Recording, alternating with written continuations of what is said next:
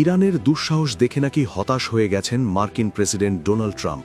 বিশ্লেষকদের মতে বর্তমান পরিস্থিতিতে ইরানের বিরুদ্ধে শুরু হওয়া সামরিক সংঘাতের গতি প্রকৃতি এবং লক্ষ্য নিয়ে ট্রাম্পের বারবার বদলে যাওয়া বার্তাগুলো একটি বড় ধরনের হতাশাকেই নির্দেশ করছে।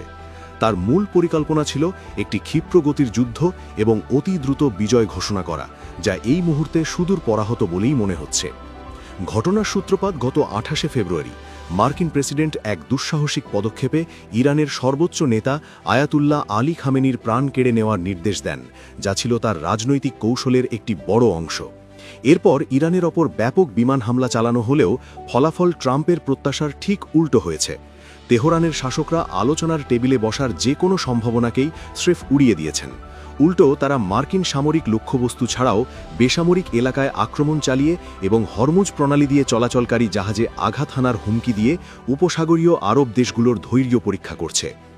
ইরানিদের পক্ষ থেকে পাঠানো বার্তাটি এখন দিবালকের মতো স্পষ্ট। তারা বিশ্বকে বুঝিয়ে দিতে চাইছে পাল্টা আঘাত করার সক্ষমতা তাদের এখনও ফুরিয়ে যায়নি। ইরানি নেতারা মনে করছেন যুদ্ধ বন্ধের জন্য যে কোনো ধরনের আলোচনার আগে তাদের এক ধরনের প্রতিরোধ গড়ে তোলা প্রয়োজন, যাতে তারা দুর্বল অবস্থানে থেকে চুক্তিতে বাধ্য না হয়। বিশ্লেষকরা মনে করছেন এই দীর্ঘস্থায়ী লড়াইয়ের মানসিক প্রস্তুতি ট্রাম্পকে এক কঠিন বাস্তবতার মুখোমুখি দাঁড় করিয়েছে, যা তিনি বিগত 2 মেয়াদের শাসনামলে সাধারণত এড়িয়ে চলার চেষ্টা করেছেন। সম্ভবত এই কারণেই তার দেওয়া সাম্প্রতিক বক্তব্যগুলোতে চরম অসংলগ্নতা লক্ষ্য করা যাচ্ছে।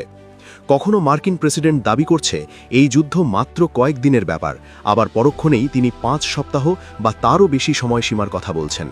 তিনি এই সংঘাতকে ইরানি জনগণের মুক্তির সংগ্রাম হিসেবে চিত্রিত করার চেষ্টা করলেও পর্দার আড়ালে বর্তমান শাসনের প্রভাবশালী ব্যক্তিদের সঙ্গে চুক্তি করতেও তার কোনো অনীহা নেই, যদি তারা তার শর্ত মেনে নেয়। এই বৈপরীত্য মূলত ট্রাম্পের দীর্ঘমেয়াদী লড়াই চালানোর ধৈর্যহীনতাকেই ফুটিয়ে তুলছে। রাজনৈতিক ইতিহাস ঘাঁটলে দেখা যায় ট্রাম্প তখনই সামরিক শক্তি প্রয়োগ করেছেন যখন তিনি নিশ্চিত ছিলেন যে জয় হবে দ্রুত এবং সহজ। তবে বিশ্লেষকদের ভাষায় ইরানের ক্ষেত্রে পরিস্থিতি সম্পূর্ণ ভিন্ন। এখানে যুদ্ধ দীর্ঘায়িত হওয়া মানেই হল মার্কিন সেনাদের প্রাণহানি বৃদ্ধি পাওয়া, বিশ্ব অর্থনীতিতে ধস নামা এবং মধ্যপ্রাচ্যের মিত্রদের নিরাপত্তা নিশ্চিত করতে ব্যর্থ হওয়া। মার্কিন জনগণের বড় একটা অংশ ইতোমধ্যেই এই যুদ্ধের বিপক্ষে অবস্থান নিয়েছে এবং ট্রাম্প নিজেও এই লড়াইয়ের পক্ষে জনসমর্থন আদায়ের জন্য যথেষ্ট সময় ব্যয় করেননি।